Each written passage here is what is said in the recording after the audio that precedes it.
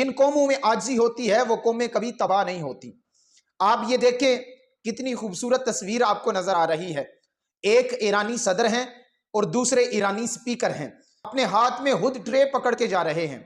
यानी कि ये सबक है उम्मते मुस्लिमा के लीडरान के लिए, जो खुद कोई चीज पकड़ना गवारा नहीं करते, जिनके आगे इतने इतने गुलाम होते हैं, जो गाड़ी में बैठे तो गाड़ी का दरवाजा कोई खोलता है, जिनको चीजें पेश करने वाले कोई हैं, यानी वो खुद काम करना गवारा नहीं करते। ये ईरानी लीडरशिप है कि किस तरह अपना काम खुद कर रहे हैं। इसीलिए ईरान के पीछे क्या चीज है? ईरान के पीछे किरदार है, ईरान के पीछे आजिज़ी है।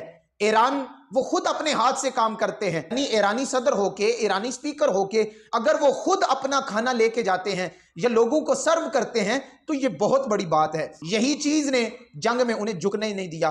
पूरी ईरानी कौम अपने लीडरान के साथ थी और पूरी फतह के साथ उन्होंने जंग जीती है और जीत के बताया है जिन कौमों में ये खूबियां होती हैं वो कभी झुकते नहीं हैं, बल्कि वो हमेशा फतह हासिल करते हैं। जिन कौमों में आजिज़ी होती है वो कौमें कभी तबाह नहीं होती। आप ये देखें कितनी खूबसूरत तस्वीर आपको नजर आ रही है। एक ईरानी सदर हैं और दूसरे ईरानी स्पीकर हैं, अपने हाथ में हुद ट्रे पकड़ के जा रहे हैं। यानी कि ये सबक है उम्मते मुस्लिमा के लीडरान के लिए, जो खुद कोई चीज पकड़ना गवारा नहीं करते, जिनके आगे इतने इतने गुलाम होते हैं, जो गाड़ी में बैठे तो गाड़ी का दरवाजा कोई खोलता है, जिनको चीजें पेश करने वाले कोई हैं, यानी वो खुद काम करना गवारा नहीं करते।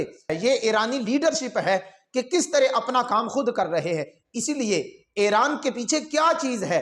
ईरान के पीछे किरदार है, ईरान के पीछे आजिज़ी है।